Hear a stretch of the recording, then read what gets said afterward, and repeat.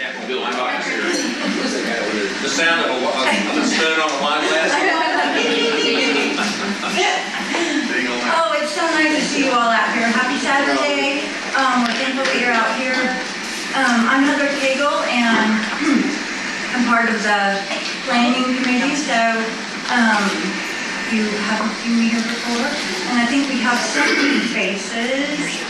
And so I apologize. If this is your first meeting, will you raise your hand? I know we've got some new faces. Hi, even with glasses. Dick. Dick. Hi, Dick. How are you? Good. Good. My wife Doris. Hi, Doris. Do you want to stand up and tell us about yourself real fast? Just a couple things. When did you get diagnosed? What do you have? Diagnosed December 20th of last year. Okay, so recently. So I'm a brand new guy. Did we email back and forth? Problem. Okay. I think we did. Anyway, I still work and have my own company, business advising, and I'm interested to hear other stories about what's going on because I really don't quite know what I got myself into. None of us knew, yeah. Yeah, but I was tickled to hear Bill say he was diagnosed 7 years ago. That's good news. It is good news, isn't it? And I've been started on OFEV. Who here has taken OFEV? Yeah, okay. Pretty good. So far, so good as far as I'm concerned. I'm taking it religiously and haven't had any side effects. All of the warning, all of the higher things. So far, so good. Fantastic.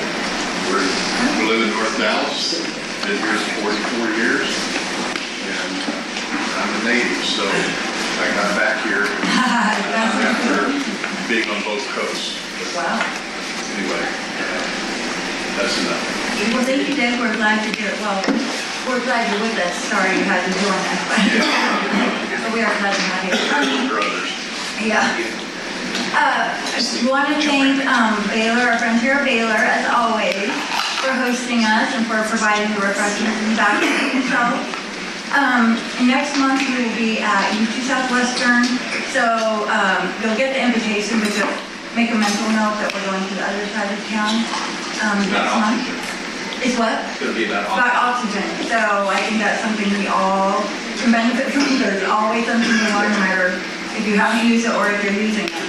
They're also going to talk to us about stem cell technology.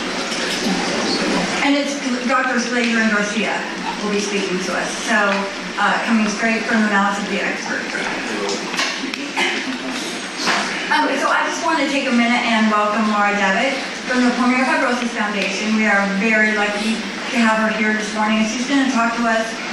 Most of us are probably familiar with the foundation, but I think it is a really good source of resources for us, of help. They do a lot of educational outreach. They do a lot of patient support services. They are supporting a lot of medical research. So I think it's a group that we all benefit from, and I personally benefited from, and have been able to work with the foundation as a patient ambassador for the last couple of years. So I have the opportunity to go and speak to different groups or meet with different people to kind of explain from a patient's perspective what pulmonary fibrosis is like. And I think that has been beneficial to me to be able to tell my story and to the community to understand more about pulmonary fibrosis. There's obviously so much educational opportunity for us to make others aware of what this disease looks like, what it feels like, and what you can do to help lead us toward better treatments and ultimately work here. So with that, I will turn it over to Laura for her presentation, and there will be time afterward for questions, but I want to thank Laura for being here. So I'll turn it over to Laura.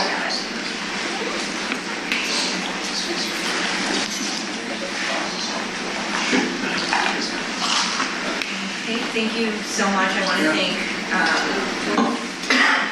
Bill, Vic, and Heather for the invitation to come to to Dallas today and speak. I'm excited to tell you all more about the Pulmonary Fibrosis Foundation, what we've done in the past, and what we're working on currently. I'm not the biggest fan of microphones, so if you guys can't hear me, just... You can't hear? Not very well. No? Is this better? Is this any better? Yeah, it's better. This is better. I usually need some mic adjustment being a little bit better. All right, so again, if anything changes, if you can't hear, just give me a holler and I'll be happy to readjust as needed. All right. So again, I'm excited to be here. Just a little bit about myself. I am a master's level and licensed social worker, and before coming to the foundation, I have a great deal of experience in geriatric care management, discharge planning, especially from short-term rehabilitation centers, so folks who are there for PT or OT, and then also on the clinical trial side of things. I worked on some clinical trials for different diseases ranging from depression to fibromyalgia, so I've been involved in a number of different areas that actually complement the Pulmonary Fibrosis Foundation very well. So I was excited to join them just over a year ago and have been excited to grow with the company since. All right, so at the Pulmonary Fibrosis Foundation, our mission is to act and serve as the trusted resource for the pulmonary fibrosis community. And we want to do this by raising awareness, providing disease education, and funding research. Our goals for raising awareness and providing disease education really span a few different demographics, from the general public to the patient and caregiver side, and then moving into even the healthcare professional side of things, since there are, as we know, different medical professionals who just are either unaware or unfamiliar with pulmonary fibrosis, or just don't have the depth of knowledge that they may need when treating you. Overall, we see ourselves as a patient education and advocacy organization. Our signature programs include, and I'll be touching on each one of these coming up, the Care Center Network, the Registry, the Patient Communication Center, the Ambassador Program, the Support Group Leader Network, the Disease Education Webinar Series, the PFF Summit, and Pulmonary Fibrosis Awareness Month. Oh. Sorry, we seem to have skipped all the way to the end. And here we go. Whatever I pressed before, I will not press that again. All right, so a brief overview of our history. We were actually founded in the year 2000 by two brothers, Albert Rose and Michael Rosenwhite, who started the foundation after their sister, Claire, passed away from the disease. So at that time, they really felt a call to action. They wanted to create an organization specific to pulmonary fibrosis to assist those living with the disease, and they felt a strong urge to go in the research realm and identify effective treatments as well. Both Albert and Michael were eventually diagnosed with pulmonary fibrosis as well. So from the beginnings in 2000 to current, we've actually grown and are headquartered in Chicago. We have over 30 employees now, which is a tremendous growth from the original family members who started the organization. And we have all different avenues that we work. So we have development and fundraising, obviously executive and operations, a finance team, marketing and communications, medical affairs, and programs team, which is the department that I work in. Beyond these 30 employees, we do have a tremendous leadership board, ranging from our board of directors, a medical advisory board, which is about 30 individuals, a scientific advisory committee, which is an additional 20 members, and the research advisory forum, which is yet again an additional 22 members, overseeing the different projects that we are funding and having different conversations of what's going on in the research realm towards pulmonary fibrosis and where we should be investing. So our first signature program is the PFF Care Center Network. This is comprised of an expanding group of medical centers across the United States that provide the expertise, specialized staff, and necessary resources to accurately diagnose, manage, and treat those living with pulmonary fibrosis. This program was started in 2013. We currently have 45 Care Center Network sites located across the country. And very recently, over the past few months, we did actually open the application cycle for additional Care Center Network sites to come on board. The application cycle has since closed, but these applicants are under review, and we expect to make an announcement in coming months as to which sites across the country have been added to our Care Center Network. The goal of the Care Center Network sites all promise to have a multidisciplinary approach to treating pulmonary fibrosis. So they have to have experts on staff in pulmonary medicine, rheumatology, radiology, and pathology. They have to show a dedication to collaborative research in the field. So that's either current research projects that are going on or research projects that are in their pipeline that will take place shortly. And then they have to have a social service staff dedicated to those, to assisting with providing local resources to each patient and family member. Care Center Network sites are also actively engaged with us at the foundation level. So that can range from having educational events a few times per year, again, facilitating the research initiatives, or participating in other Pulmonary Fibrosis Foundation signature programs. So they most likely are either affiliated with or support a support group. A lot of times they'll request ambassadors to come out and speak to their staff or their patients, or participate in other Awareness Month activities that I'll be speaking of shortly. The goal of the Care Center Network site is to promote early and accurate diagnosis of the disease, as well as ensuring high-quality health care throughout the patient and their patient family's journey with this disease. This is a map of our site locations for the Care Center networks. So we're very lucky here in Texas to have 3 different Care Center networks. And again, as the application cycle has closed and as those applicants are under review, our goal is to have Care Center Network sites in some of the areas that are in need of one and make it more accessible to all patients across the United States.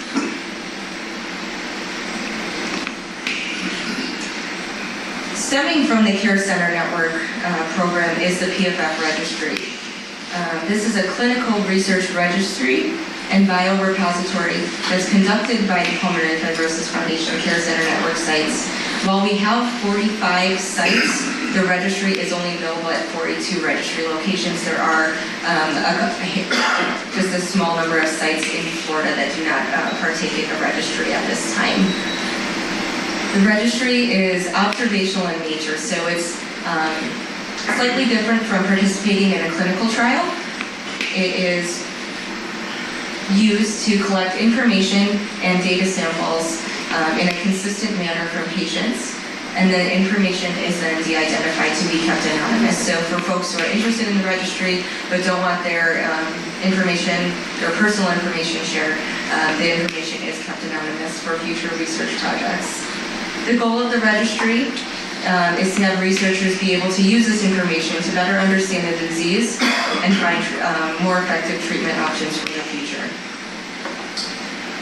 We currently have the cycle for ancillary study proposals open. It does close March 15th, which is just around the corner, but folks in the space have been aware of this project and have been able to submit study proposals to our medical advisory board and the other research forums for review and potential funding in the near future.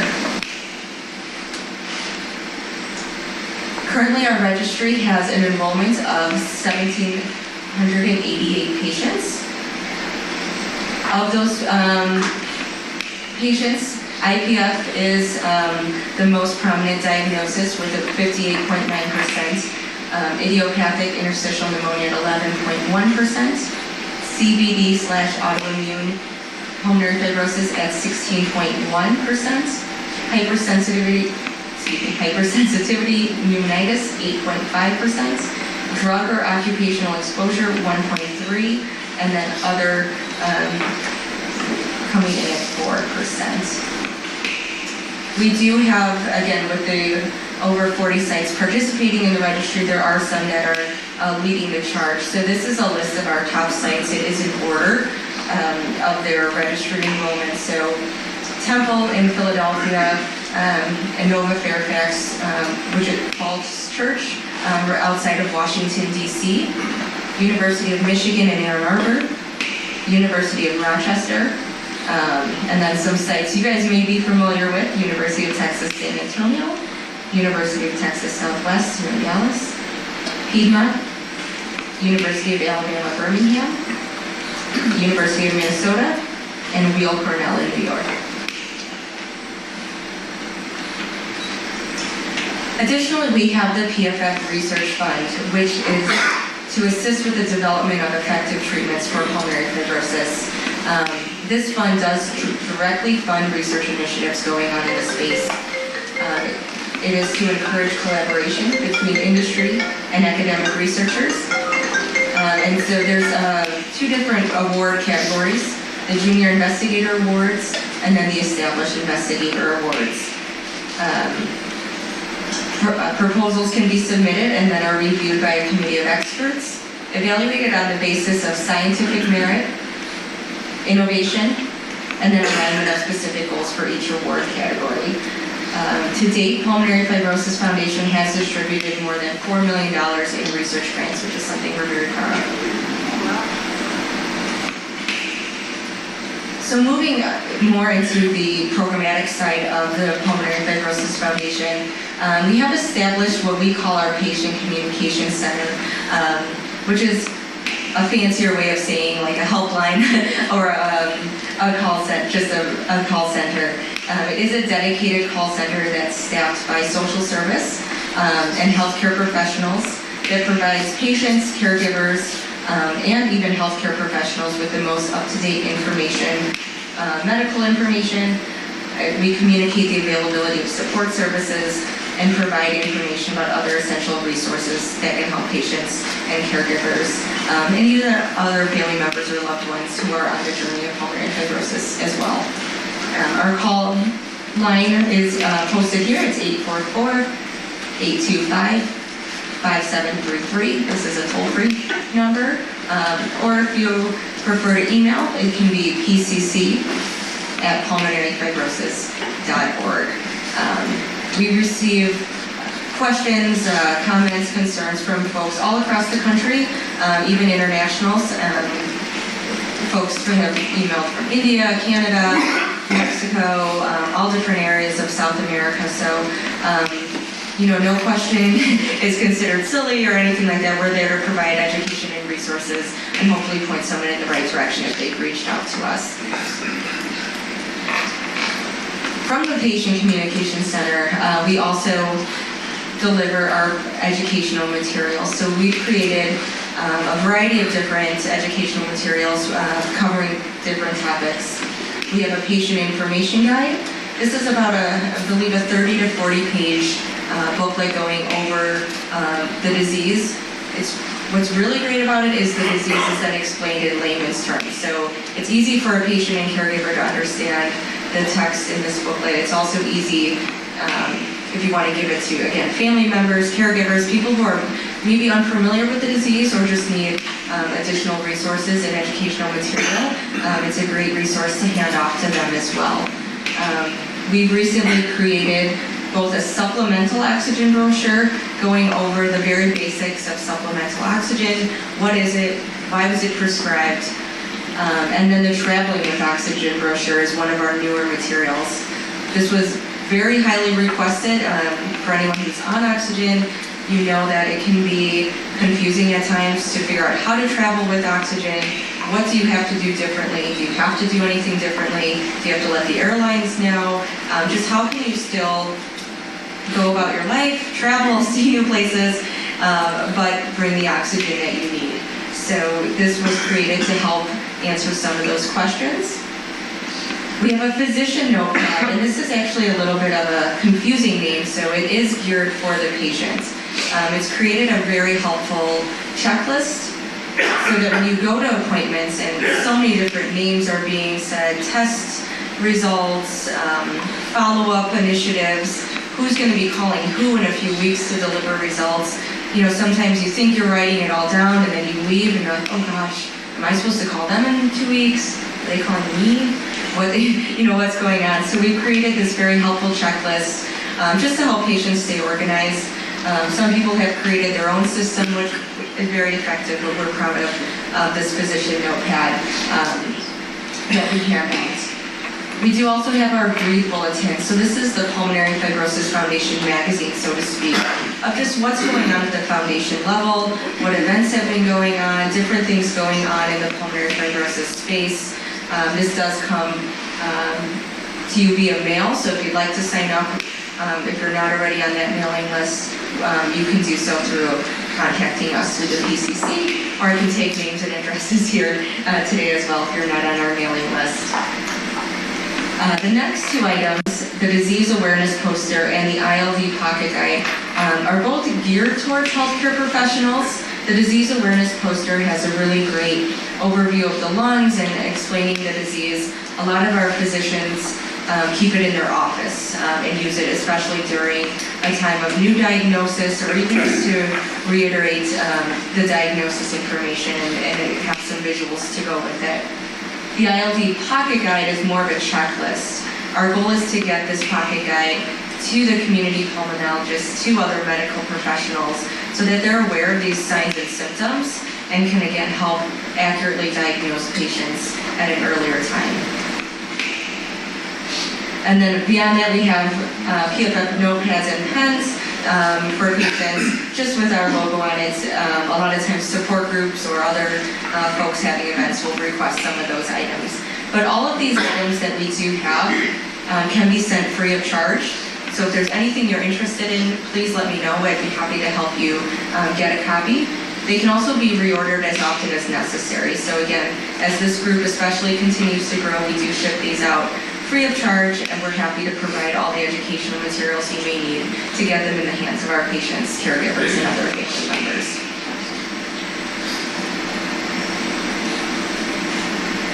We've also created the PFF Ambassador Program, and we're lucky enough to have an ambassador in the room with us. Heather Cagle is one of our wonderful ambassadors. So this is a program that was created several years ago, really meant to empower patients, caregivers, and even healthcare professionals to become spokespeople for their community, but more importantly, to share a message of inspiration and hope. So we have ambassadors who have gone through the application process with us. We do an application online, get to know people and hear their stories, and then from there we train them just in terms of public speaking, how to answer different questions, and then go out and share their personal journey with this disease, ranging from the general public to other healthcare professionals, sometimes at fundraisers. We send folks to other support groups as well. So again, really trying to promote disease education, awareness, but yet again, that message of inspiration and hope. And again, they've gone everything from medical conferences, disease education events, awareness month activities, fundraisers. We're really proud of this program. We're so thankful for the folks who have joined us in committing to sharing their story and putting a face to the pulmonary fibrosis disease.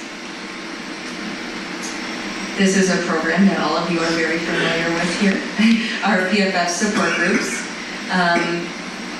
At the foundation, we firmly believe that support groups can improve your own emotional well-being by just attending a local meeting. That there's so much information to be shared, to learn from each other, and to provide support to each other along this journey. It's a great place to receive practical information. Again, how do you do certain things? What oxygen companies are in the area? How can you travel? Just all those practical day-to-day things that the doctors, nurses, or other healthcare professionals might not be able to answer, for you, just if they haven't gone through the journey themselves, or they just might, not have time to go so in depth during different appointments that you have. So we have over 120 pulmonary fibrosis support groups located across the country, and we even have international groups as well, ranging from Burundi, we have a few in Canada, Ireland, Italy, the United Kingdom, and then so far this year already we've had 4 new groups start in 2018 in Michigan, New Hampshire, New York, and Vermont. We're always happy to work with anyone who's looking to start a local group, whether there just isn't one in their area or they'd like to start their own. We provide, again, our disease educational materials. We have an excellent support group leader guide that we send out and are happy to help facilitate the process because we believe so firmly in the benefit of attending a local PF support group. And so the leaders of the support groups are then put into our support group leader network. This was launched in 2012 to provide a forum for our volunteer support group leaders to connect, exchange ideas, learn from one another, and discuss best practices for use at their meetings. Again, what we provide to them is the support group leader guide, access to all of our patient education materials for free of charge and can be reordered as often as necessary, quarterly teleconferences, e-newsletters, and additional training opportunities, and then access to the Leanne Storch Support Group Fund, which provides grants to those looking to either start a support group or further develop their current group, or even hold an educational event at their site. The Leanne Storch Support Group Grant was established in 2012 as well, and it was set up to honor the commitment of Leanne Storch, who was the former executive director of the Pulmonary Fibrosis Foundation. She was diagnosed with the disease in 2003. She did receive a lung transplant in 2014, but she ran a local support group for just about 10 years and does continue to be a passionate advocate for the pulmonary fibrosis community today. So the grant is intended to provide monetary support to encourage local support groups to engage with their community, host meaningful education events, or even just help offset the costs of running a support group. Again, we recognize the great level of commitment from our volunteer support group leaders and do want to help ease the burden of running a support group. So the funds can assist with expenses such as site rental fees, printing costs, refreshments, other costs related to operating a support group. Some folks have done different honorarias for members who have passed and were part of their groups to help keep their memory. Some groups do different end of the year events, sometimes a holiday party, just always nice to celebrate special occasions versus, having just educational events over and over. So the funds can be used with some creativity, but we are very pleased to offer this resource to our support group leaders. The group leader can apply for either a $500 or $750 grant. There's different criteria for each. The application is completed online when each cycle opens and then reviewed by a committee. The main limitation is just that groups are limited to 1 grant per funding cycle. A newer program that we have is the PFF Voices program. And this is a teleconnect support group, which is led by a Pulmonary Fibrosis Foundation staff member. It's actually led by me. But we had so many requests for a group like this over the years, so we're very excited to have officially launched this program in October of 2017. It is a group that meets entirely over the phone, so kind of like a very large conference call, and it was intended to help those who either don't have a support group local to them or just can't get to their local support group for whatever reason. We get several members calling in from folks who have winter weather and snow, freezing rain, heavy rains can make it just very challenging to attend a local support group, but if they still are looking for that point of contact and that resource, we wanted to have an option available to them.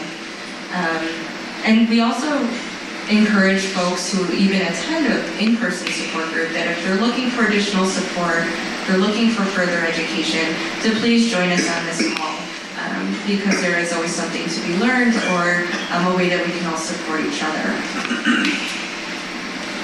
The group is open to caregivers, family members, other loved ones who are on the journey of Pulmonary Fibrosis Pulmonary Fibrosis, and we've even had different support group leaders from the Pulmonary Fibrosis support groups join us on this call, again, to get different resources, to be able to provide education to their own members.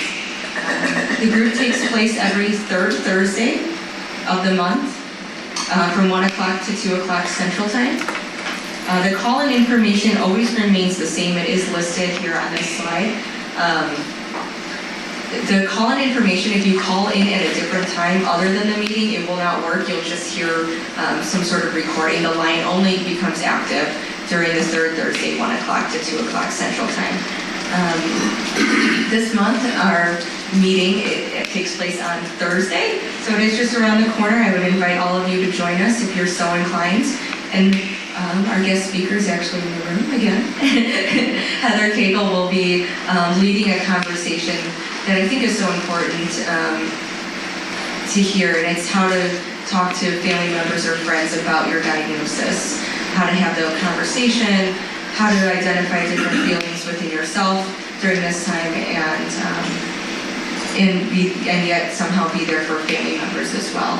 So I think it's a conversation that's really going to be beneficial to our support group. Having facilitated many of the PFF Voices calls, we get so many members who are geographically in a place where there just aren't a lot of resources yet, and so I think they'll really be receive a great benefit from this conversation.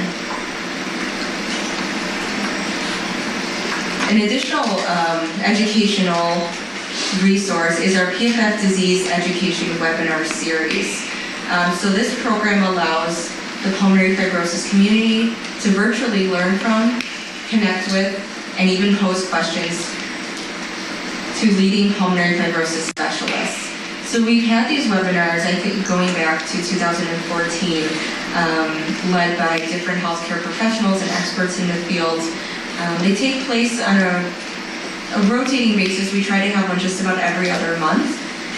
Topics have ranged from what is pulmonary fibrosis, pulmonary hypertension, PFTs, supplemental oxygen, pulmonary rehabilitation, lung transplantation, palliative care, clinical trial updates, and pulmonary fibrosis advocacy.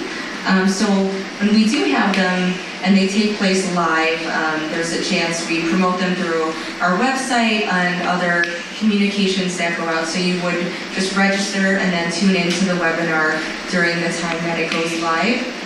However, if you're unable to attend at that time, just if you have appointments or other things going on, we actually record all of our webinars and house them on our website. So they can be viewed at your own convenience online. And again, is another really great resource for yourself to learn more about different topics, but also to share with family members or friends who may have questions or may be just in need of more disease education. So please, I would encourage all of you to check out some of our topics. We've had some really great ones recently, ranging from caregiving, we've covered nutrition, all sorts of helpful topics are housed in there, and we're very pleased to offer this series to our community. Very recently, at Summit in November, we announced the partnership between the Pulmonary Fibrosis Foundation and Monarch BioNetworks with the creation of the PF Health app. This app is designed for individuals living with pulmonary fibrosis or their caregivers, even others in the community, so healthcare professionals included in that as well. with the goal to accelerate clinical trials and additional research by making it simple for patients to share their health data with researchers anytime and anywhere. This app does allow patients and caregivers to track symptoms for better disease management, access the latest Pulmonary Fibrosis Foundation news, and then also donate de-identified information to advance pulmonary fibrosis research. It is important to note this app is currently in the beta stage, so again, it is very new, but we are really looking for feedback as to how to make this app the best that it can be in the future. So there are different built-in surveys on the app to provide feedback and suggestions during this testing phase. And then beyond that, if you'd like to provide more insight as to what you felt or experienced using the app, we do take calls or emails through our PCC and then relay it to the folks at Monarch as well. They really are committed to bringing the best app possible in the future. The app is currently only available for iPhone. It is available through the App Store, so the way that you would download any other app for your phone, you can find the PF Health app there. But it will be made available for Android later this year. If you're having any trouble with the app, we do have an outline and slideshow available on our website as well. We can also troubleshoot with you over the phone through the PCC if things aren't working quite right. We're happy to point you in the right direction.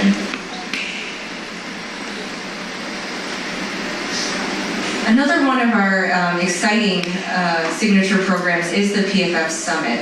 This is a biennial healthcare conference, so it takes place every other year, bringing together physicians, researchers, healthcare professionals, industry representatives, patients, and family members. This was the first of its kind opportunity, bringing together all of these different backgrounds in one place to specifically talk about pulmonary fibrosis. The first summit began in 2011. We did have our fourth one in 2017. It was located in Nashville. We did have record attendance, and the feedback from the community was just tremendously positive about the environment and the topics that were covered, as well as providing updates in terms of research projects, different things going on in the space as well.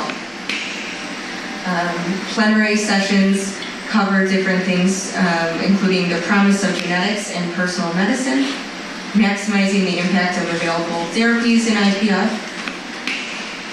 Overall, at the summit, so there are different tracks. So you can register as a patient or caregiver, healthcare professional, researcher, but all of the sessions for each track can be mixed and matched. So if there are things more on the medical side that you're looking to receive more information on, you can certainly attend those sessions. And it's vice versa for the professionals as well. If they need, if they feel they want more of the patient perspective, they can attend those sessions and really get a well-rounded experience at Summit. Some of our topics at this most recent conference included the protocol for evaluation of the patient with lung disease, accurate diagnosis, understanding test results, approved therapies, genetic testing, sleep apnea, symptom management, treatment of cough, oxygen therapy, pulmonary rehabilitation, clinical trials, stem cells, palliative care, and legislative advocacy. Here's a quote to somebody one of our tremendous volunteers, Lisa, who attended Summit, as to why she finds the conference so important. She says, "My father lost his battle with IPF in January 2012. I work as a volunteer to raise awareness in his memory and on behalf of patients facing pulmonary fibrosis today. I look forward to connecting with people from across the country who are part of the PF community, as well as learning about ongoing research and treatments that will improve the lives of patients."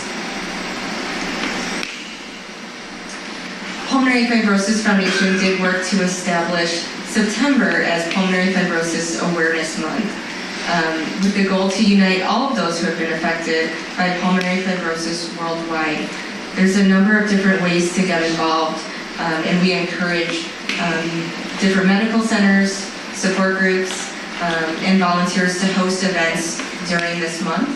So patient and physician education programs can take place, other awareness events, educational days, fundraising events, so you'll see a lot of walks pop up or other fun events in that realm. But if you're looking for just an easier way to get involved, even social media can provide that. So sharing a photo, using different hashtags, and just promoting awareness of the disease. We do have planning resources available on our website if anyone's looking to move forward and get an event started. New this year was our inaugural PFF walk. Here, the goal is to build a team, raise funds, and quite literally walk and lead the way to a world without pulmonary fibrosis. The inaugural walk took place in Chicago in September. We had a beautiful fall day there with over 850 attendees. We raised over $230,000 with just one walk. In 2018, our walk will go nationwide. We do have expansion sites planned in New York City and Washington, D.C., and are looking to move further across the country as well. For those who are physically unable to join us at an actual site location, we do have a virtual walk available, so you can register online. Family members can join you and register online, and you can log your miles here. So you can walk at a local park, the mall, even from your own home. All of your steps do count, and we appreciate your commitment and your involvement in the PFF walk. Happening this weekend, actually in New York, is one of our biggest fundraisers, which is called Broadway Belts. This is an annual star-studded tribute to Broadway in the historic Edison Ballroom in New York, New York. It's hosted by actress, comedian, and pulmonary fibrosis advocate Julie Halston, along with a cast of Broadway stars performing iconic Broadway songs and even original pieces. It's a really unique and exciting evening of actors and actresses. They receive a 4-course plated dinner, specialty cocktails, and live entertainment all night long. Listed here is some of the talent that will be performing this weekend. It does take place actually on Monday, March 12th, so it's right in the corner. We're hoping to hold off any more snow to New York and any other storms that will be going on to have another successful Broadway Belts fundraiser. One of the performances is by Bernie Williams, who is not only a former New York Yankee, but also a Latin Grammy nominee. He has some tremendous music that he's composed and performs, and it's really inspired by the passing of his father to pulmonary fibrosis. For those looking for some Pulmonary Fibrosis Foundation gear, the Shop PFF will satisfy all of those needs. This gear is usually very popular around September, different awareness months, activities going on, and even at Summit, just anytime there's a large gathering, people are usually looking to show their awareness, show their support, or know how to do so, and the Shop PFF is that resource for you. We have all different items available: shirts, hats, water bottles, bags. We even have neckties and sunglasses, so something for everyone. And lastly, 4 different updates to know what's going on in the space. We encourage all of you to follow us on social media. That's what helps us have our nationwide reach and deliver information to all parts of the country. So we are on Facebook, Twitter, Instagram, and LinkedIn. You can follow us on all. You can follow us on 1 or 2, whichever social media platform you prefer. But we do love connecting with you. And again, anything we post, there's the chance to comment on or ask questions that way. So if a post ignites further questions, please feel free to reach out to us, and our appropriate staff person will get back to you with an answer. Above all, the work that we do wouldn't be possible without our generous sponsors, 2 of which are BI and Genentech. So we're always thankful for all of their support, in which we wouldn't be able to deliver our programs and events without. So that's a great overview of, at a high level, of what the Pulmonary Fibrosis Foundation is, how we've moved from a smaller group to our nationwide foundation at this time. Please let me know if there's any questions. I'd be happy to address them. Yes? Comment on the question. Sure.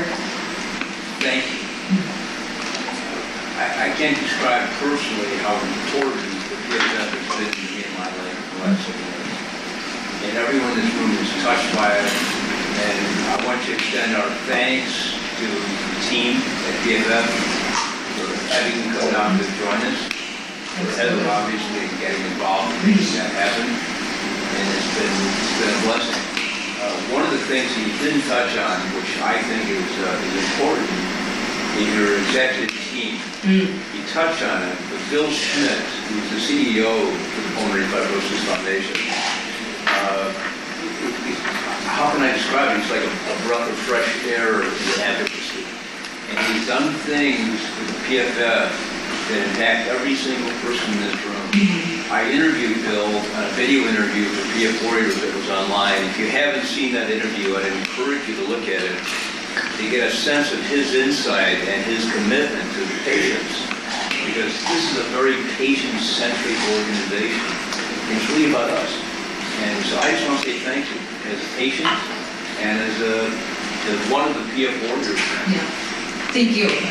Thank you, Bill, also, and Heather, and the rest of the leadership team here at PF Warriors for all that you do to create this local resource for patients and caregivers to come. Thank you for having me. And yes, I absolutely agree with your words about not only Bill, but the rest of our executive team. Bill, our CEO, is a little bit newer to the foundation. He came on, I believe, in the late summer, I want to say around July. But he has a tremendous background in both fundraising and advocacy, which is a really great opportunity to complement those two aspects. He's constantly working on different relationships and is, as you mentioned, a really great breath of fresh air for the foundation. And then we have Scott Stazak, our COO, who's tremendous as well. He, I don't want to speak for him, but he is personally affected by the disease. His mother passed away from pulmonary fibrosis. So he is quite passionate about the work that we do on multiple levels, and him and Bill are a tremendous team together, forming our executive leadership, along with the host of others who are involved in their operations. So I appreciate your kind words about that, both of them, and we'll relay those back to the team in Chicago. Yes? You're talking about the registry.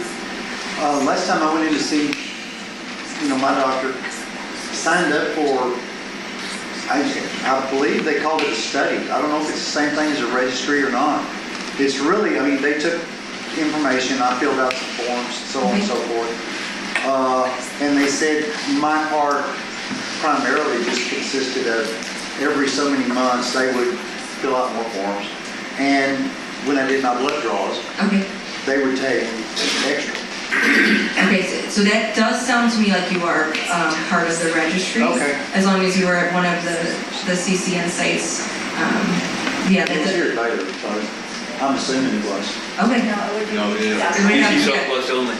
I'm sorry? Not Baylor at this point. Okay. Baylor's not part of it yet at this point, but we're at another hospital, another care center network site that would be it. So. Easy surplus here in Dallas. Right. If you want, I don't want to disclose too much of your information, your personal information here, but we can talk after and see if you're looking to be part of the registry, how we can make that happen. Well, when they asked me if I want to be part of this study, and they told me up front, said it's probably not going to help you, but it'll help people down the line, which I'm all for. Right. Why not? Exactly. So they take a couple of tablespoons of blood every And 3 months. yeah, so those, Big word. it does sound similar to registry participation, but it does have to be through one of our care center network sites. But the involvement would be similar. Yes? I just want to say that I actually got on that particular trial this last week when I went in on a normal check. And they drew about 3 miles of blood. And they said they're very flexible as far as coordinating with your hospital visits. Right. So it's not intrusive to me, it's not intrusive to office. Yeah, we're glad to hear it. We want to make it as seamless as possible for folks to participate, and also recognizing, we're lucky here in Texas where there's several sites, but in other places, some of them have quite a drive and make quite a commitment to be part of the registry. So we want to make it as seamless as possible to participate and then go on about their regular care as well. One of the unique things too that we should know in this room is what we have in Dallas doesn't exist anywhere else in the world.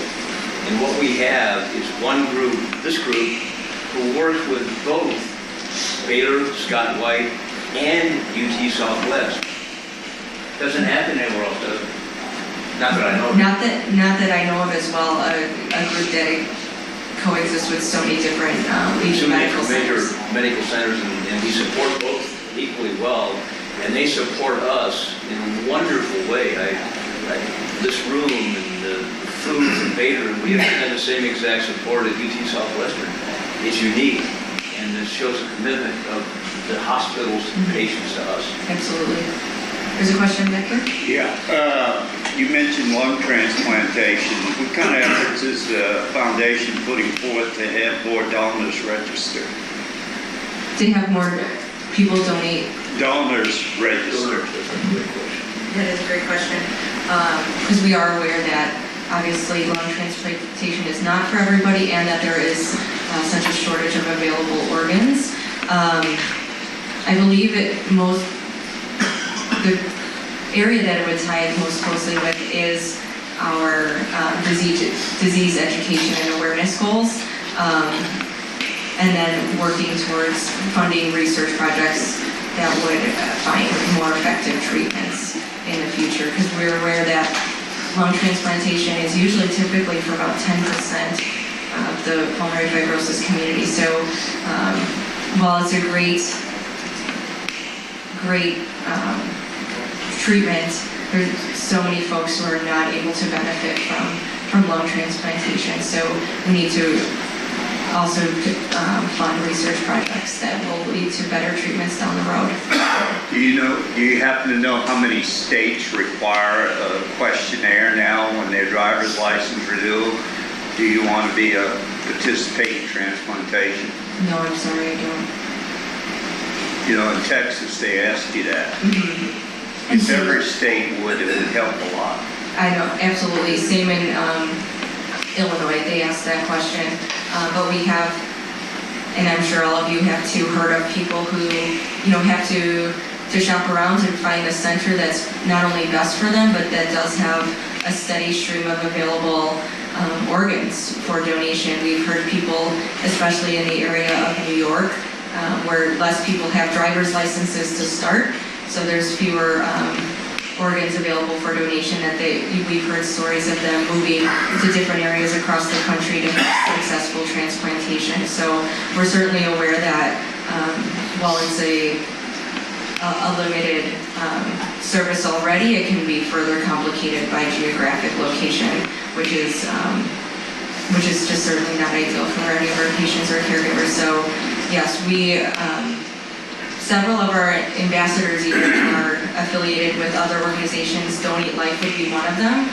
So they are excellent spokespeople to advocate for folks becoming organ donors, being aware of the great benefits of being an organ donor, and hoping to really increase available donations in certain geographic areas. But our goals really lie, while in transplantation, also in finding effective treatments for all forms of pulmonary fibrosis in the future. Any other questions? Anything I can answer? Anything that needs further explanation? On fundraising, are you guys gonna look at maybe doing more fundraising? Because I know there's no fundraising in Dallas here as far as like walks and runs that you guys do in other cities. Are you looking to expand that? How about September? Yeah, I'll answer that. So, they are not, well, they are, Okay. but, Rick and I are getting close to some final, details for, she mentioned the walk. And Dallas is not a walk site for that, but we will be doing a walk in September for Pulmonary Fibrosis Awareness Month. So there's more details to come. I wasn't quite ready to announce it yet because I haven't finalized it. But just know that that's coming up and an option for that. And I know Steve has done fundraisers. Yeah, I just don't think there's like, fundraisers will bring more awareness if you have more of them. I don't think we have enough of them. No, and I think there's lots of opportunity for that. Sometimes we have to go create it ourselves. But there's definitely lots of support for that. And I know Bill's working on some other fundraising efforts, not necessarily for PFF, but to support pulmonary fibrosis as a disease. So I think there's a lot of opportunity out there. But I'll have more detail on. And you can, I'll help. You got it. Oh, and I'm apologizing. So, I'm sorry, I'm having to work today, so, Eunice had just said y'all were doing the registry, so Baylor does have the IPF Pro Registry. I have the bills here, so Dr. Long is heading that up, and it says this IPF registry aims to collect information regarding the natural history, healthcare interactions, and quality of life of IPF participants with patient-reported questionnaires, methods of treatment of participants, and collection of blood specimens for future research projects. Patient treatment will be at the discretion of the care team for routine clinical practice. So the inclusion criteria is age 40 plus, established a new diagnosis of IPF or probable IPF within the 6 months prior to the enrollment. So it's somewhere in the last 6 months.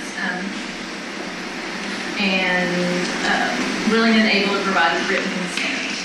Exclusions would be if you've already been 6 months out, any kind of malignancy or skin cancer in 5 years prior to the enrollment, currently listed for lung transplant, and currently enrolled in another randomized clinical trial.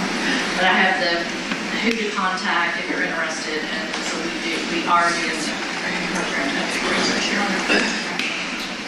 And we're doing a combination one too, so like an IPF, so here's the,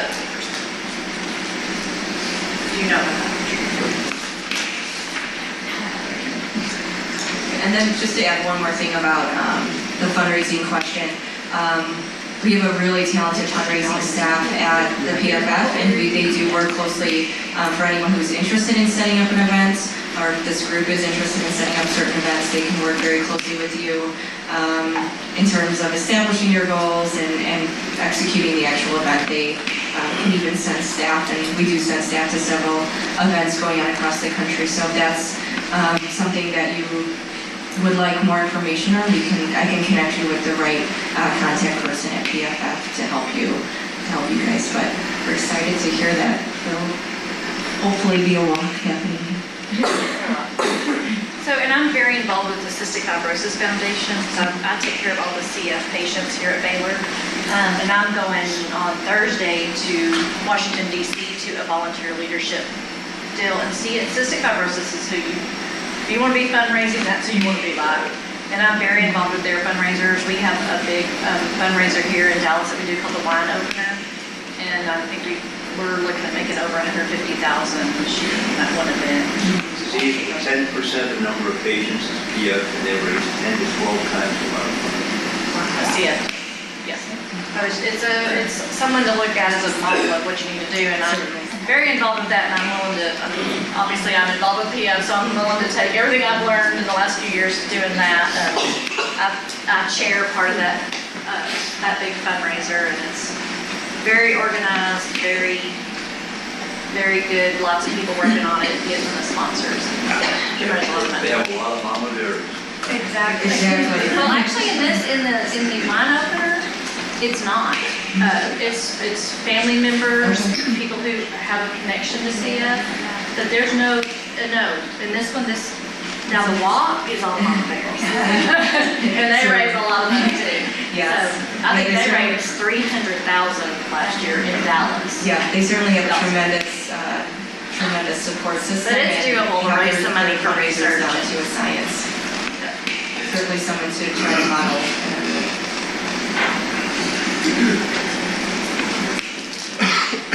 So any other questions? If not, you can always feel free. I'll be sticking around and can answer them on a more personal level.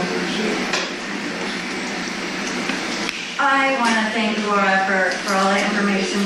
I want to also circle back on a couple of things she said. That I just want to make sure everyone is aware of. So she talked about the summit, and I know if you were here in the January meeting, we didn't have December, several of us up here, several of us in the group got up and talked about our experience at the summit. There were a bunch of us that went.